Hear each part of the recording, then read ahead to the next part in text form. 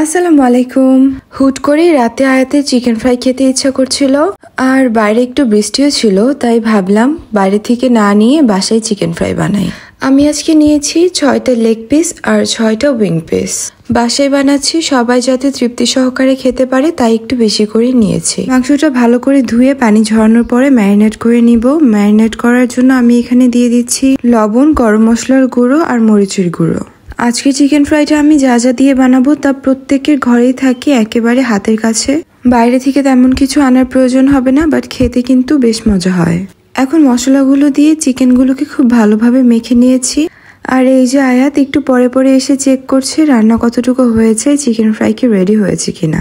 আমি যখন রান্না করছি ও ওর হ্যান্ডরাইটিং কমপ্লিট করছিল। আচ্ছা, এখন চিকেনটা ভালো করে ম্যারিনেট করে রেখে দেওয়ার পরে আমরা একটা বাটিতে নিয়ে নিচ্ছি ডিম।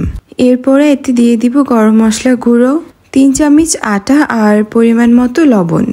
এরপরে এটাকে খুব ভালো করে মিক্সড করে নিব। খেয়াল রাখতে হবে যাতে এতে কোনো দানা না বাঁধে। আচ্ছা, এখানে আমার একটু ভুল হয়েছিল। মিক্সড করার সময় দেখলাম যে ডিম আরেকটা হয়তো লাগবে, যেহেতু আমার চিকেনের পরিমাণ বেশি, তাই শেষে আরেকটা ডিম অ্যাড করলাম।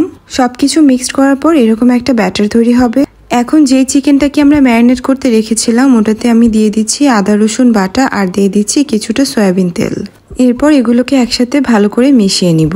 এখন আরেকটা প্লেটে নিয়ে নিয়েছি আটা, সাথে দিয়েছি আদা রসুন বাটা, গরম মশলার গুঁড়া আর স্বাদমতো লবণ। এরপর এটাকে ভালো করে মিশিয়ে নিচ্ছি। আর এদিকে কড়াইয়ে তেল বসিয়ে দিয়েছি। ওই যে ব্যাটারটা রেডি করেছিলাম ওইটা পুরোটা আমি চিকেনগুলোর মধ্যে দিয়ে দিচ্ছি, দিয়ে ভালো করে মেখে নিব। এখন শুধু ভাজার পালা। এই যে চিকেনটাকে এখন আটার মধ্যে দিয়ে দিব আর ভালো করে চেপে চেপে পুরো চিকেনটার মধ্যে আটাগুলো ভালো করে লাগিয়ে নিব।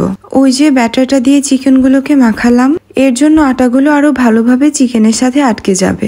এখন জাস্ট প্রত্যেকটা চিকেন পিস আমরা এভাবে আটা দিয়ে কোট করে জাস্ট তেলে দিয়ে দিব। এখানে আমাদের চুলার আঁচ অবশ্যই মিডিয়াম টু লো আঁচে থাকতে হবে, না হলে উপর দিয়ে বেশি ভাজা ভাজা হয়ে যাবে বা চিকেনটা ভিতর দিয়ে কাঁচা থাকতে পারে। এখন এটাকে সুন্দর করে ভেজে নিব গোল্ডেন ব্রাউন হওয়া পর্যন্ত। এই তো ভাজাটা এমন হয়েছে, পরে আমি এগুলাকে উঠিয়ে নিয়েছি। ওদিক দিয়ে ওরা বাবা ছেলে মেয়ে সব বসে বসে ওয়েট করছে কখন হবে কখন খাবে। ওগুলো ওদেরকে দিয়ে এসে আমি আবার আরেক কড়াই বসিয়ে দিয়েছি। ওদেরগুলো খাওয়া হতে হতে এগুলো রেডি হয়ে যাবে। এই যে সবাই খাবে আর আয়রান খাবে না, এটা কি হয়? উনিও খাচ্ছে।